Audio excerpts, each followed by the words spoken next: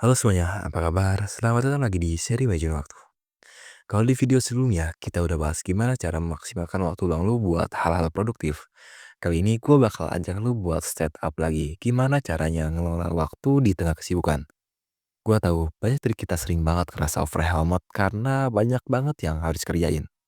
Tapi waktu rasanya agak cukup banget ya. Ada kerjaan, keluarga, temen, dan hobi. Juga hal-hal lain yang semuanya kayak minta diperhatiin banget sekaligus. Pernah nggak lu ngerasa kayak gitu? Nah, di video kali ini gue bakal kasih strategi simple tapi powerful buat bikin waktu lu lebih efektif tanpa bikin lu burnout. Sebelum kita masuk ke caranya, gue mau bahas kenapa penting banget buat belajar mengelola waktu. Terutama kalau lu sibuk. Flashback dikit ke video pertama kita soal mengatasi kebiasaan menunda. Kita udah bahas bahwa waktu itu aset paling berharga yang nggak bisa dibeli lagi. Kesibukan sering bikin kita lupa untuk menyeimbangkan apa yang penting dan yang urgen. Ujung-ujungnya kita malah kelelahan karena kerjaan nggak selesai-selesai.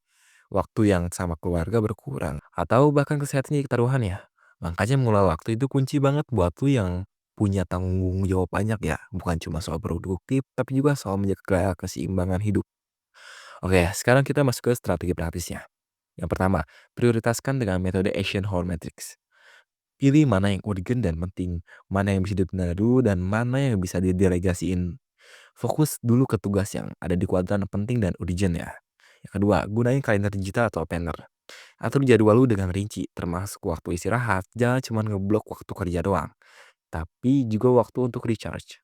Yang ketiga, terapkan teknik Pomodoro. Bagi waktu kerja lu jadi sesi-sesi fokus selama 25 menit, diikutin istirahat 5 menit. Ini bikin lu tetap produktif tanpa merasa kewalahan. Yang keempat, kurangin multitasking. Selesain satu tugas dulu sebelum pindah ke tugas lainnya. Multitasking itu cuman bikin lu lebih stres dan hasilnya kurang maksimal. Yang kelima, evaluasi di akhir hari. Luangin waktu 5 sampai 10 menit buat refleksi apa yang berhasil lu lakuin hari ini, apa yang bisa diperbaikin. Ini bakal bantu lu jadi lebih baik di setiap harinya. Gue kasih contoh skenario yang sering banget kejadian. Lu lagi sibuk banget nih, entah di sekolah, kantor, entah terus jam meeting padat gitu.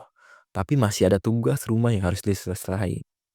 Tipsnya, pertama, pecah tugas besar jadi bagian kecil. Misalnya, daripada mikir gua harus beresin semua laporan, lu bisa mulai dari gua kerjain 2 halaman pertama sekarang.